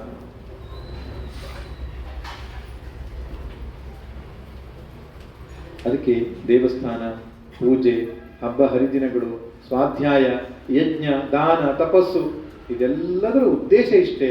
ಮನಸ್ಸು ಸ್ವಚ್ಛವಾಗಬೇಕು, ಶಾಂತವಾಗಬೇಕು, ನಮ್ಮ ಮೂಲದಲ್ಲಿ ಅದು ಹೋಗಿ ನಿಲ್ಲಬೇಕು ಅಷ್ಟೇ. ಆಮೇಲೆ ಬದುಕು ಒಂದು ಫ್ರೆಂಡ್ಲಿ ಮ್ಯಾಚ್. ಬದುಕು ನಮ್ಗೆ ಹೀಗೆ ಸೀರಿಯಸ್ ಮ್ಯಾಚ್ ಆಗಿರೋದಕ್ಕೆ ಕಾರಣ ಏನು ಅಂದರೆ, ನಾವು ಹೊರಗಡೆಗಿದ್ದೇವೆ, ಒಳಗಡೆಗೆ ಹೋಗ್ತಾ ಹೋಗ್ತಾ ಇದ್ದ ಹಾಗೆ ನಗು ಬರ್ತದೆ ಜೀವನವನ್ನು ನೋಡಿ. ಜ್ಞಾನಿಗಳು ನಮ್ಮ ದುಃಖವನ್ನು ನೋಡಿ ನಗ್ತಾರವರು. ಅಯ್ಯೋ, ಕನಸಿನ ಕಷ್ಟಗಳಿಗೆ ನಗ್ತಾ ಇದ್ದಾನಪ್ಪ, ಭ್ರಮೆಯಲ್ಲಿದ್ದಾನಲ್ಲಪ್ಪ ಅಂತ. ಆದ್ರೆ ಯಾರಿಗೆ ಸತ್ಯ ಗೊತ್ತಿಲ್ವೋ ನಿಜವಾದ ಹಾವು ಅಂತ ಮಾಡ್ಕೊಂಡಿದ್ದಾರೆ. ರಾತ್ರಿ ಹೊತ್ತು ನಸುಗತ್ತಲಲ್ಲಿ ಬಿದ್ದಂತಹ ಹಗ್ಗ ಹಾವಾಗಿ ಕಾಣಿಸ್ತದಲ್ಲ, ಭ್ರಮೆಯಿಂದ ಹಾವಾಗಿ ಕಾಣಿಸ್ತದಲ್ಲ. ಯಾರಿಗಿದು ಹಗ್ಗ ಅಂತ ಗೊತ್ತಿದೆಯೋ ಅವನು ನಗಾಡ್ತಾನೆ, ಯಾರಿಗೂ ಗೊತ್ತಿಲ್ವೋ ಹಾವು ಹಾವು ಹಾವು ಅಂತ ಹೆದರ್ಕೋತಾನಲ್ಲ. ಹಾಗಾಗಿದೆ ನಮ್ಮ ಕಥೆ. ಅಜ್ಞಾನದ ದಿಶೆಯಲ್ಲಿ ಇದು ಹಾವೇ ಕಾಣಿಸ್ತದೆ. ಅದು ಕಚ್ಚಿದ್ರೂ ವಿಷಯ ಇರಿದಾಗ ನಮ್ಗೆ ಅನಿಸ್ತದೆ. ವಾಸ್ತವವಾಗಿ ಏನಾಗಲಿಲ್ಲ ಅಂತ ಗೊತ್ತಾಗಬೇಕಾದ್ರೆ ನಾವು ಒಳ ಸರಿಯಬೇಕು, ನಮ್ಮ ಒಳ ಸರಿಯಬೇಕು, ಸತ್ಯದ ದರ್ಶನ ಆಗಬೇಕು. ಆದ್ದರಿಂದ ಎರಡನೇ ಸಂಗತಿ ನಾನೇನು ಹೇಳಿದ್ದೆ? ಭಗವದ್ ಆರಾಧನೆಯಿಂದ ಜೀವನವನ್ನು ಎದುರಿಸೋ ಶಕ್ತಿ ಬರ್ತದೆ ನಮಗೆ. ಅದಕ್ಕೆ ಬೆಳಿಗ್ಗೆ ಎದ್ದು ಪೂಜೆ ಮಾಡು, ಜಪ ಮಾಡು ಅಂತ ಹೇಳಿದರು ಹಿರಿಯರು. ಮನಸ್ಸು ಗಟ್ಟಿಯಾಗಲಿ, ಮನಸ್ಸು ಶಾಂತ ಆಗಲಿ, ಮನಸ್ಸು ಶುದ್ಧ ಆಗಲಿ. ಮೂರನೇ ಸಂಗತಿಯನ್ನು ನಾನು ಹೇಳ್ತೇನೆ, ಸುಖ ಹೊರಗಿಲ್ಲ, ಅದು ನಮ್ಮ ಒಳಗಿದೆ, ಇದು ಗೊತ್ತಾಗಬೇಕು. ಸುಖ, ಶಾಂತಿ, ನೆಮ್ಮದಿ, ತೃಪ್ತಿ ಅನ್ನುವಂಥದ್ದು ಯಾರೋ ಕೊಡುವಂಥದ್ದಲ್ಲ, ದೇಶಾಂತರ ಕಾಲಾಂತರದಲ್ಲಿ ಸಿಗುವಂಥದ್ದಲ್ಲ, ಈಗಾಗಲೇ ನಮ್ಮ ಸ್ವರೂಪವಾಗಿ ಇದ್ದುಕೊಂಡಿರುವಂಥದ್ದು. ಇದು ಸರಿಯಾಗಿ ಗೊತ್ತಾಗ್ಬೇಕು. ಸತ್ಸಂಗವನ್ನು ಶ್ರವಣ ಮಾಡಿ ಮಾಡಿ ಮಾಡಿ ಇದು ಗೊತ್ತಾಗ್ತದೆ. ಏನು ನಾನು ಹುಡುಕ್ತಾ ಇರೋದು ನನ್ನೊಳಗೆ ಈಗಾಗಲೇ ಬಚ್ಚಿಟ್ಟುಕೊಂಡಿದೆ. ಏನನ್ನು ಹುಡುಕ್ತಾ ಇರೋದು ನಾವು ಸುಖ ಶಾಂತಿಯನ್ನು ಹುಡುಕ್ತಾ ಇದ್ದೇವೆ. ಇಲ್ಲ ಸ್ವಾಮಿ, ನಾನು ಸುಖ ಶಾಂತಿ ಹುಡುಕ್ತಾ ಇಲ್ಲ, ನಾನು ದುಡ್ಡು, ಮನೆ, ಆಸ್ತಿ, ಆಭರಣ ಇದನ್ನು ಹುಡುಕ್ತಾ ಇದ್ದೇನೆ ಅಂತ ಹೇಳ್ಬೋದು ಯಾರೋ. ಇದೆಲ್ಲದರ ಹಿಂದಿರುವ ಉದ್ದೇಶ ಯಾವುದು? ಸುಖ ಬೇಕು, ಶಾಂತಿ ಬೇಕು. ಗಾಂಧೀಜಿಯವರು ಸತ್ತಾಗ ಒಬ್ಬನು ವೇದಿಕೆ ಮೇಲೆ ಒಂದು ಪದ್ಯ ಓದಿದ್ದಂತೆ. ಕವಿ ಕವನ ವಾಚನವನ್ನು ಮಾಡ್ತಾ ಮಾಡ್ತಾ ಅವನದು ಕಣ್ಣಲ್ಲಿ ನೀರು, ಕೇಳುವವ್ರ ಕಣ್ಣಲ್ಲಿಯೂ ನೀರು. ಆಮೇಲೆ ಕೆಳಗಡೆ ಬಂದು ಹೇಳಿದಂತೆ, ಹೆಂಗಿತ್ತು ಕವನ? ಭಲೆ ಭಾಳ ಚೆನ್ನಾಗಿ ಹೇಳಿದ್ದಾನೆ, ಭಾಳ ಖುಷಿ ಆಯ್ತು ಅವನಿಗೆ. ಈ ಕಣ್ಣೀರಿಟ್ಟಿದ್ದು ಖುಷಿಗೆ ಅವನು ಕೊನೆಗೆ. ಸಮಾಜ ಸೇವೆ ಮಾಡ್ತೇನೆ, ಮತ್ತೊಂದು ಮಾಡ್ತೇನೆ, ಎಲ್ಲದರ ಉದ್ದೇಶ ಸುಖ ಬೇಕು, ಶಾಂತಿ ಬೇಕು ಅಷ್ಟೇ. ಅಂತಿಮ ಪರ್ಯವಸಾನ, ನಮ್ಮ ಹೋರಾಟಕ್ಕೆಲ್ಲ ಅಂತಿಮ ಪರ್ಯವಸಾನ ಸುಖ, ಶಾಂತಿ, ಸುರಕ್ಷಿತತೆ ಅಷ್ಟೇ, ಬೇರೆ ಇನ್ನೇನಿಲ್ಲ. ಎಲ್ಲಿದೆ ಅದು? ಹೊರಗೆಲ್ಲೋ ಇಲ್ಲ, ನೆನಪಿರಲಿ, ನಮ್ಮೊಳಗೆ ಈಗಾಗಲೇ ಇದ್ದುಕೊಂಡಿದೆ. ಆರಂಭದಲ್ಲಿ ಅದು ಹೇಳಿದ್ರೆ ಅರ್ಥ ಆಗಲ್ಲ, ಒಳಗೆ ಇದ್ದುಕೊಂಡಿದೆ ಅಂದರೆ ಹೇಗೆ ಅರ್ಥ ಗೊತ್ತಾಗಲ್ಲ ನಮಗೆ. ಆದರೆ ಶಾಂತಿ ನಮ್ಮೆಲ್ಲರ ಸ್ವರೂಪ.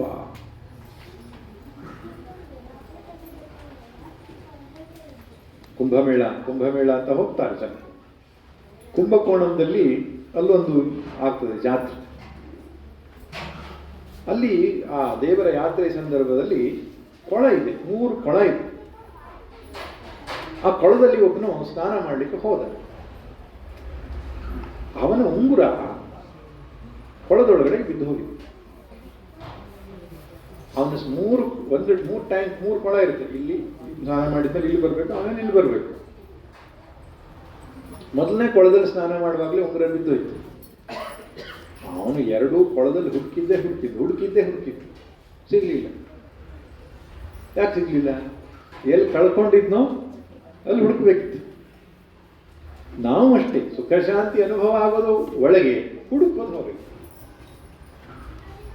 ಅದಕ್ಕೆ ಇದು ದೊಡ್ಡ ಸತ್ಯ ಗೊತ್ತಾಗಬೇಕು ನಮಗೆ. ನಾನು ಬಯಸ್ತಾ ಇರುವಂಥದ್ದು, ಹುಡುಕ್ತಾ ಇರುವಂಥದ್ದು ದೂರದಲ್ಲೆಲ್ಲೋ ಇಲ್ಲ, ಈಗಾಗಲೇ ಇಟ್ಟುಕೊಂಡಿದೆ ಅಂತ.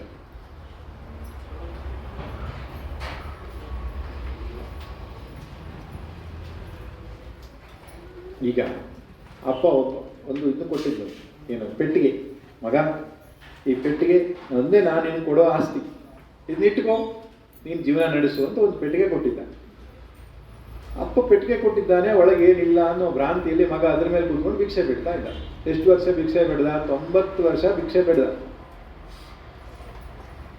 ಅಷ್ಟೊತ್ತಿಗೆ ಒಬ್ಬ ಯೋಗಿ ಬಂದು ಹೇಳ್ತಾನೆ, ಯಾಕೆ ಭಿಕ್ಷೆ ಬಿಡ್ತಿದ್ಯಾ? ನೀವು ದೊಡ್ಡ ಶ್ರೀಮಂತ ಅಪ್ಪ, ನೀನು ಯಾಕೆ ಭಿಕ್ಷೆ ಬಿಡ್ತಿದ್ಯಾ? ನಾನು ಶ್ರೀಮಂತ ಅಲ್ಲ ಸ್ವಾಮಿ, ನಮ್ಮ ಅಪ್ಪ ಕೊಟ್ಟಿರೋದು ಒಂದೇ ಆಸ್ತಿ ಪೆಟ್ಟಿಗೆ, ಅದ್ರ ಮೇಲೆ ಕೂತ್ಕೊಂಡು ಭಿಕ್ಷೆ ಬಿಡ್ತಾ ಇದ್ದೇನೆ. ಪೆಟ್ಟಿಗೆ ಒಳಗೆ ಏನಿದೆ ಅಂತ ತೆಗೆದು ನೋಡಿದ್ಯಾ ನೀನು? ಇಲ್ಲ, ತೆಗೆದು ನೋಡಲಿಲ್ಲ. ನೋಡಿದರೆ ಪೆಟ್ಟಿಗೆ ಭರ್ತಿ ಆಗುವಷ್ಟು ವಜ್ರ, ವೈಢೂರ್ಯ ಎಲ್ಲ, ಮುತ್ತು, ರತ್ನ, ಚಿನ್ನ, ಮಾಣಿಕ್ಯ ತುಂಬಿಕೊಂಡಿದೆ.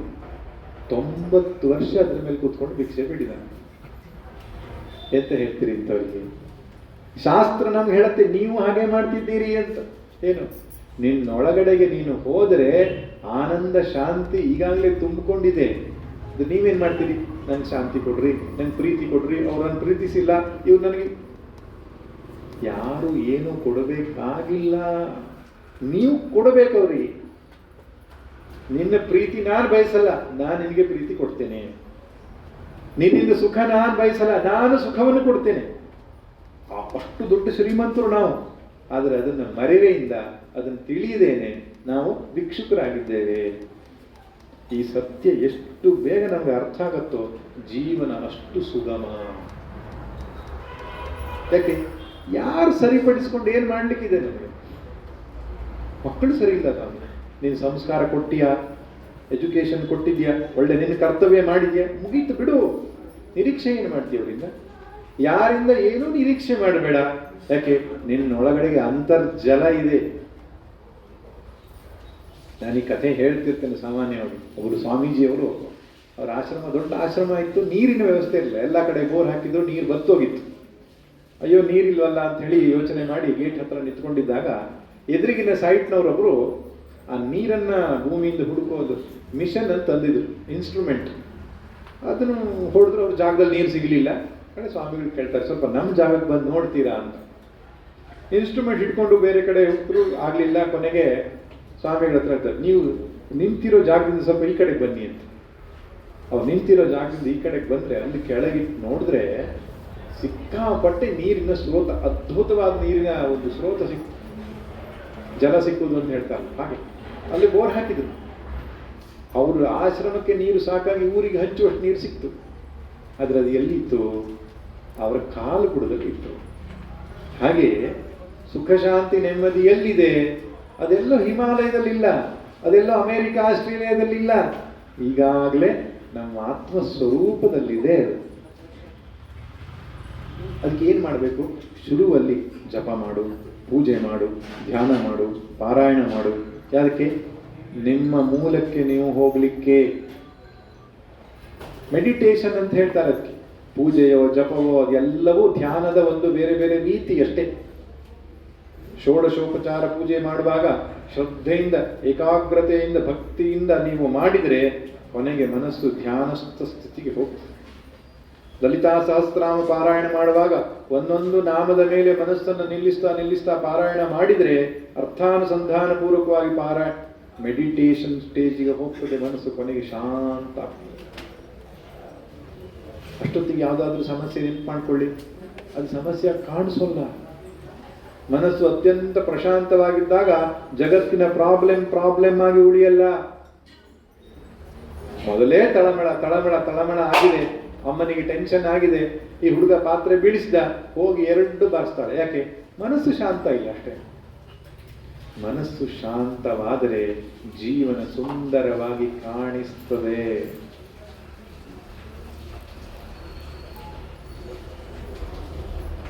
ಹಾಗಾದ್ರೆ ಅದಕ್ಕೇನಾದರೂ ಮಾತ್ರೆ ಸಿಗುತ್ತಾ?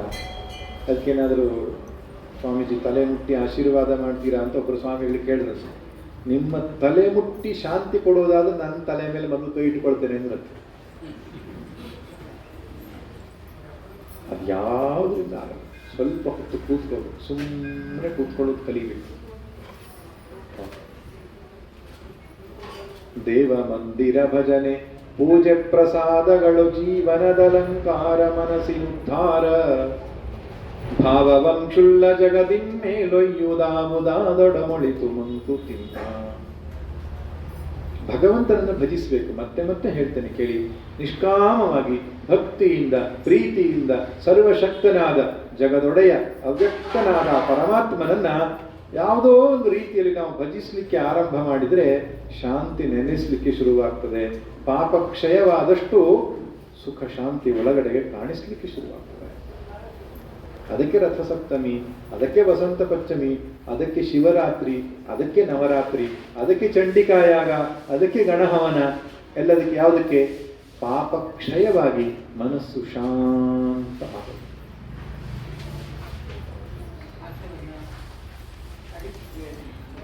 ಏನೋ ಒಂದು ದಿವಸದಲ್ಲಿ ಮ್ಯಾಜಿಕ್ ಆಗ್ಬಿಟ್ಟು ಜೀವನ ಬದಲಾವಣೆ ಆಗುತ್ತೆ, ಆಗಲ್ಲ. ಹಾಗೆ ಪಾಪ ಕ್ಷಯ ಆಗಬೇಕು, ಅದಕ್ಕೆ ತಪಸ್ಸು ಮಾಡಬೇಕು, ಪುರುಷ ಪ್ರಯತ್ನವನ್ನು ಮೆರೆಸಬೇಕು, ಭಗವಂತನಲ್ಲಿ ಪ್ರಾರ್ಥನೆಯನ್ನು ಮಾಡಬೇಕು, ಬದುಕು ಚಂದದಲ್ಲಿ ಸಾಕು. ಕಷ್ಟ ಆದರೂ ನಾವು ಇಚ್ಛಿಸಿದಂತೆ ಆಗದೇ ಇದ್ರೆ ಸುಮ್ಮನಿರೋದು ಕಲಿಬೇಕು. ಇದೆಲ್ಲ ಮಾಡುವ ಬುದ್ಧಿವಂತಿಕೆ, ಪಕ್ವತೆ ಸತ್ಸಂಗದಿಂದ ಬರುತ್ತೆ ನಮಗೆ. ಸತ್ಸಂಗ ಶ್ರವಣ ಮಾಡಬೇಕು. ಭಗವದ್ಗೀತೆ, ಉಪನಿಷತ್ತು, ಶಂಕರ ಭಗವತ್ಪಾದರ ಗ್ರಂಥಗಳು, ರಾಮಾಯಣ, ಮಹಾಭಾರತ ಶ್ರವಣ ಮಾಡುವ ಅಭ್ಯಾಸ ಇಟ್ಟುಕೊಳ್ಬೇಕು. ವಿವೇಕ ಸರಿ ಮಾಡಿಕೊಳ್ಬೇಕು. ವಿಚಾರ ಸರಿಯಾದರೆ ಬದುಕು ಇನ್ನೂ ಸೊಬಗು, ಇನ್ನೂ ಸುಂದರವಾಗ್ತದೆ. ಹಾಗೆ ಬಹಳ ಸಂತೋಷದ ವಿಷಯ, ಕಳೆದ ವರ್ಷನೂ ಬಂದಿದ್ದೆ ನಾನು ರಥಸಪ್ತಮಿಯ ದಿನ. ಸೂರ್ಯ ಭಗವಂತನಿಗೆ ವಿಶೇಷವಾದ ದಿನ ಇವತ್ತೇ ಬಹುಶಃ ಪ್ರತಿಷ್ಠಾಪನೆಯ ದಿನ ಅಲ್ಲ, ಅಥವಾ ವಾರ್ಷಿಕ ಕಾರ್ಯಕ್ರಮ ಅಂತ ಹೇಳಿ ನಮ್ಮ ಡಾಕ್ಟ್ರಿಗೆ ಸನ್ಮಾನ ಇತ್ತು ಕಳೆದ ವರ್ಷ. ಆದ್ದರಿಂದ ಪ್ರತಿ ವರ್ಷನೂ ಭಗವಂತನು ಇಚ್ಛಿಸಿದಲ್ಲಿ ಬರೋಣ. ತುಂಬ ಸಂತೋಷ. ಕಾರ್ಯಕ್ರಮ ತುಂಬ ಶ್ರದ್ಧಾಭಕ್ತಿಯಿಂದ ಮಾಡ್ತಾರೆ. ಗಣಪತಿ ಮುಂದೆ ನಿಂತುಕೊಂಡ್ರೆ ಸಾಕು. ಅರ್ಚಕಸ್ಯ ತಪೋಯೋಗಾತ್ ಅರ್ಚನಸ್ಯ ಅತಿಶಯಾತ್ ಆಭಿರೂಪ್ಯಾಚ್ಚ ಬಿಂಬಾನಾಂ ದೈವ ಸಾನ್ನಿಧ್ಯ ಮೃಚ್ಯತಿ ಅಂತ ಒಂದು ಮಾತಿದೆ. ಭಗವಂತನ ಸಾನ್ನಿಧ್ಯ ಬರೋದು ಹೇಗಪ್ಪ ಅಂದರೆ ಅರ್ಚಕಸ್ಯ ತಪೋಯೋಗಾತ್, ಅರ್ಚಕರ ತಪಸ್ಸಿನಿಂದಾಗಿ ಬರ್ತದಂತ. ನಿತ್ಯ ಅನುಷ್ಠಾನ ಶ್ರದ್ಧಾಭಕ್ತಿಯಿಂದ ಪೂಜೆ ಮಾಡಿದಲ್ಲಿ ಮೊದಲು ಅರ್ಚಕರಿಗೆ ಅನಿಸ್ಬೇಕು ಇಲ್ಲಿ ದೇವರಿದ್ದಾನೆ. ಅದೇ ಆಗಲ್ಲ. ಎಷ್ಟೋ ಸಲ ಒಬ್ರು ಹೇಳ್ತಾ ಇದ್ರು, ಈ ಪೂಜೆ ಮಾಡೋರು ಒಂದೊಂದ್ಸಲಿ ಎಂಟ್ರಾದ್ರೆ ದೇವ್ರು ಹೊರಗೆ ಹೋಗ್ತಾನೆ ಅಂತ. ಯಾಕೆ? ಅವರಿಗೆ ಶ್ರದ್ಧೆ ಇರಲ್ಲ, ಅವರಿಗೆ ಭಕ್ತಿ ಇರಲ್ಲ. ಆ ಪೂಜಾ ಗರ್ಭಗುಡಿ ಒಳಗಡೆ ನೋಡಿದ್ರೆ ಸಾಕು, ದೇವರು ಇರ್ಲಿಕ್ಕೆ ಸಾಧ್ಯ ಇಲ್ಲ ಅನ್ಸುತ್ತೆ. ಸ್ವಚ್ಛವಾಗಿರ್ಬೇಕು ಗರ್ಭಗುಡಿ. ನಿಮ್ಮ ದೇವರ ಮಂದಿರ ಎಷ್ಟು ಸ್ವಚ್ಛವಾಗಿರ್ಬೇಕು ಅಂದರೆ ಸ್ವಚ್ಛ ಇದ್ದಷ್ಟು ದೇವರು ಜಾಸ್ತಿ ಇರ್ತಾನೆ. ಪಾವಿತ್ರತೆ, ಶುದ್ಧತೆ. ನಾವು ಬಳಸುವಂಥ ವಸ್ತುಗಳಿರ್ಬೋದು, ಅದು ಹೂವೋ ಗಂಧವೋ ಅಕ್ಷತೆಯೋ ಶುದ್ಧವಾಗಿರ್ಬೇಕು, ಪವಿತ್ರವಾಗಿರ್ಬೇಕು. ದ್ರವ್ಯ ಶುದ್ಧಿ ಅಷ್ಟೇ ಅಲ್ಲ, ಭಾವಶುದ್ಧಿ ಬೇಕು. ದೇಹ ಶುದ್ಧಿ, ಭಾವಶುದ್ಧಿ, ದ್ರವ್ಯ ಶುದ್ಧಿ, ಕ್ಷೇತ್ರ ಶುದ್ಧಿ, ಶುದ್ಧಿ ಶುಚಿತ್ವ ಅದಿದ್ದಷ್ಟು ದೈವ ಸಾನ್ನಿಧ್ಯ ಜಾಸ್ತಿ. ಪೂಜೆ ಮಾಡುವಾಗ ಅತ್ಯಂತ ಏಕಾಗ್ರತೆಯಿಂದ ಪ್ರಪಂಚವನ್ನೆಲ್ಲ ಮರೆತು ದೇವರು ನನಗೆ ಮಾತ್ರ ಸಂಬಂಧ, ಇತರ ಜಗತ್ತಿಗೆ ಸಂಬಂಧವೇ ಇಲ್ಲ ಅನ್ನೋ ರೀತಿಯಲ್ಲಿ ಪೂಜೆ ಮಾಡಬೇಕು. ಕನೆಕ್ಟಿವಿಟಿ ಅಂತ ಹೇಳ್ತಾರೆ, ಕನೆಕ್ಷನ್. ನಮ್ಮ ಇಂಟರ್ನೆಟ್ ಅನ್ನು ಗೂಗಲ್ ಕನೆಕ್ಟ್ ಮಾಡಿದ ಹಾಗೆ ಆ ಸರ್ವವ್ಯಾಪಕವಾದ ಆ ಶಕ್ತಿಗೆ ನಾವು ಕನೆಕ್ಟ್ ಆಗಬೇಕು. ಯಾಂತ್ರಿಕ ಕರ್ಮ ಅಲ್ಲ ಅದು. ಆದ್ದರಿಂದ ಅಂತಹ ಒಂದು ಶ್ರದ್ಧಾಭಕ್ತಿಯಿಂದ ಅರ್ಚಕಸ್ಯ ತಪೋಯೋಗಾತ್ ಅರ್ಚನಸ್ಯ ಅತಿಶಯನಾತ್, ಹೆಚ್ಚೆಚ್ಚು ಅರ್ಚನೆಗಳಾಗಬೇಕು. ಭಕ್ತರು ಬರಬೇಕು, ಅರ್ಚನೆ ಮಾಡಿಸಬೇಕು, ಪ್ರಾರ್ಥನೆ ಮಾಡಬೇಕು. ಭಗವಂತ ಬಂದು ನೆಲೆಸ್ತಾನೆ. ಅದೇನು ಕಲ್ಪನೆ ಅಲ್ಲ, ದೇವರ ಮೂರ್ತಿಯಲ್ಲಿ ಇರತಕ್ಕಂಥದ್ದು ಭಾವನೆ ವಿಷಯ ಅಲ್ಲ. ಅವನಿಗೆ ಸರ್ವಶಕ್ತನಾದ ಪರಮಾತ್ಮನಿಗೆ ಯಾವುದೇ ಒಂದು ಪ್ರತೀಕದಲ್ಲಿ ಅಥವಾ ಉಪಾಧಿಯಲ್ಲಿ ನೆಲೆಸುವ ಶಕ್ತಿ ಇದೆ. ಅಲ್ಲಿ ನೆಲೆಸ್ತಾನೆ. ಮತ್ತು ಆ ಬಿಂಬದ ರೀತಿ, ದೇವಸ್ಥಾನ ಪ್ರತಿಷ್ಠಾಪನೆ ಮಾಡಿದಂತಹ ರೀತಿ ಅದೆಲ್ಲದರ ಮೇಲೆ ಆಶ್ರಯಿಸಿಕೊಂಡು ದೈವ ಸಾನ್ನಿಧ್ಯ ಅಂತ ಉಂಟಾಗುತ್ತೆ. ಅಂತಹ ಒಂದು ದಿವ್ಯ ಕ್ಷೇತ್ರ ಅನೇಕ ವರ್ಷಗಳಿಂದ ಅವ್ಯಾಹತವಾಗಿ ಕಾರ್ಯಕ್ರಮ ನಡ್ಕೊಂಡು ಬರ್ತಾ ಇದೆ, ಇನ್ನು ಮುಂದೂ ನಡೆಯುತ್ತೆ. ಅಂತಹ ಒಳ್ಳೆಯ ಭಕ್ತ ವೃಂದ ಇದೆ, ಆಡಳಿತ ವರ್ಗ ಇದೆ, ಅರ್ಚಕರ ವೃಂದ ಇದೆ. ಎಲ್ಲರೂ ಶ್ರದ್ಧಾಭಕ್ತಿಯಿಂದ ಕಾರ್ಯಕ್ರಮವನ್ನು ನೆರವೇರಿಸಿದ್ದೀರಿ. ಇದೆಲ್ಲದರ ಉದ್ದೇಶ ಇಷ್ಟೇ, ಜಗತ್ತಿಗೆ ಮಂಗಲವಾಗಲಿ, ಎಲ್ಲರಿಗೂ ಒಳ್ಳೆಯದಾಗಲಿ, ಸಮಾಜಕ್ಕೆ ಹಿತವಾಗಲಿ. ಇದೇ ಬ್ರಾಹ್ಮಣನ ಪ್ರಾರ್ಥನೆ. ಬ್ರಾಹ್ಮಣನಾದವನು ವೈಯಕ್ತಿಕವಾಗಿ ಏನೋ ಕೇಳ್ಕೊಳ್ಳಬಾರದು. ಸರ್ವೇ ಜನಾ ಸುಖಿನೋ ಭವಂತು. ನಾವು ಅಷ್ಟೇ ಯತಿಗಳಾದವರು ಕೂಡ ಎಲ್ಲ ಕರ್ಮ ಮಾಡುವುದು ಯಾತಕ್ಕಾಗಿ? ಎಲ್ಲರಿಗೂ ಎಲ್ಲರ ಅಧ್ಯಾತ್ಮ ಪ್ರಗತಿ ಆಗಲಿ, ಸಮಾಜಕ್ಕೆ ಹಿತವಾಗಲಿ, ರಾಷ್ಟ್ರಕ್ಕೆ ಹಿತವಾಗಲಿ. ಒಬ್ಬರು ಇವತ್ತು ಸನ್ಮಾನಕ್ಕೆ ಬರಬೇಕಿತ್ತು. ರಾಷ್ಟ್ರಂ ಧಾರಯತಾಂ ಧ್ರುವಂ ಎನ್ನುವಂತಹ ಒಂದು ಸಂಕಲ್ಪ ಇಟ್ಟುಕೊಂಡು ದಿವ್ಯವಾದ ಕಾರ್ಯಕ್ರಮಗಳನ್ನೆಲ್ಲ ಮಾಡ್ತಾರೆ, ಜಗತ್ತಿಗೆ ಮಂಗಳವಾಗಲಿ ಅಂತ. ಅಲ್ಲ, ನಮ್ಮ ಮಂಗಳ ಆಗೋದು ಯಾವಾಗ? ಜಗತ್ತಿನೊಳಗೆ ನಾವು ಇದ್ದೇವಲ್ಲ, ಹಾಗೆ ಯೋಚನೆ ಮಾಡ್ಲಿಕ್ಕೆ ಶುರು ಮಾಡಿದರೆ ಬೇಗ ನಮ್ಮ ಕಲ್ಯಾಣ ಆಗ್ತದೆ. ಅಂದ್ರೆ ಇನ್ನೊಬ್ಬರಿಗೆ ಒಳ್ಳೆಯದಾಗ್ಲಿ ಅಂತ ಯಾವಾಗ ಯೋಚನೆ ಮಾಡ್ಲಿಕ್ಕೆ ಶುರು ಮಾಡ್ತೇವೋ ನಮ್ಮ ಶ್ರೇಯಸ್ಸು ದೇವರು ನೋಡ್ಕೋತಾರೆ. ನನಗೆ ಒಳ್ಳೇದು ಯಾವಾಗ ಆಗುತ್ತೆ, ನನ್ನ ಹಿತ ಯಾವಾಗ ಆಗುತ್ತೆ, ಯಾವಾಗ ಯೋಚನೆ ಮಾಡಿದ್ರೆ ದೇವರು ಹೇಳ್ತಾನೆ ಮಾಡ್ಕೊ, ನಿನ್ನ ಹಿತ ನೀನು ಮಾಡ್ಕೊ ಅಂತ. ಇನ್ನೊಬ್ಬರ ಒಳಿತನ್ನ, ಇನ್ನೊಬ್ಬರ ಹಿತವನ್ನ, ಇನ್ನೊಬ್ಬರ ಶ್ರೇಯಸ್ಸನ್ನ ಬಯಸಿ ಯಾವನು ಬದುಕ್ತಾನೋ ದೇವರು ಅವರನ್ನು ಚೆನ್ನಾಗಿ ಇಟ್ಟಿರ್ತಾನೆ. ನಮ್ಮ ರಾಘು ಭಟ್ರನ್ನು ಚೆನ್ನಾಗಿ ಇಟ್ಟಿದ್ದಾನೆ ಭಗವಂತ. ಯಾಕೆ? ಎಲ್ರಿಗೂ ಒಳ್ಳೇದಾಗಲಿ ಅಂತ ಪ್ರಾರ್ಥನೆ ಮಾಡಿಕೊಂಡು ಜೀವನ ನಡೆಸ್ತಾ ಇದ್ದಾರೆ. ಹಾಗೆ ಅಂಥ ಒಂದು ಕ್ಷೇತ್ರವನ್ನ ನಡೆಸ್ಕೊಂಡು ಹೋಗ್ತಾರೆ. ಅವ್ರ ಜೊತೆಗೆ ಅಧ್ಯಕ್ಷರಿರ್ಬೋದು, ಆಡಳಿತ ಸಮಿತಿಯವರಿರ್ಬೋದು, ಎಲ್ಲರೂ ಜೊತೆಯಾಗಿ ನಿಂತ್ಕೊಂಡು. ನಮ್ಮ ಶ್ರೀಕಾಂತ್ ಹೆಗ್ಡೆಯವರಿಗೆ ಕೂಡ ತುಂಬ ಅಭಿಮಾನ ದೇವಸ್ಥಾನದ ಬಗ್ಗೆ. ಎಲ್ಲರ ಒಂದು ಪ್ರಯತ್ನದಿಂದ ಚೆನ್ನಾಗಿ ನಡೀತಾ ಇದೆ. ಹೀಗೆ ನಡೀಲಿ. ಆ ಸೂರ್ಯ ಭಗವಂತನ ವರದ ಮಹಾಗಣಪತಿಯ ಅನುಗ್ರಹ ಎಲ್ಲರಿಗೂ ಆಗಲಿ, ಎಲ್ಲರ ಬಾಳು ಸುಗಮವಾಗಲಿ, ವಿಘ್ನಗಳು ನಿವೃತ್ತಿಯಾಗಿ ಭಗವಂತನ ಮಾರ್ಗದಲ್ಲಿಗೆ ಹೋಗುವ ಹಾಗೆ ಮನಸ್ಸು ಕೊಡಲಿ ಅಂತ ಅವನಲ್ಲಿ ಪ್ರಾರ್ಥನೆ ಮಾಡಿಕೊಳ್ಳೋಣ. ಸರ್ವೇ ಭವಂತು ಸುಖಿನಃ, ಸರ್ವೇ ಸಂತು ನಿರಾಮಯಾಃ, ಸರ್ವೇ ಭದ್ರಾಣಿ ಪಶ್ಯಂತು, ಮಾ ಕಶ್ಚಿತ್ ದುಃಖಭಾಗ್ ಭವೇತ್. ಓಂ ಶಾಂತಿ ಶಾಂತಿ ಶಾಂತಿ. ನಾರಾಯಣ ನಾರಾಯಣ ನಾರಾಯಣ.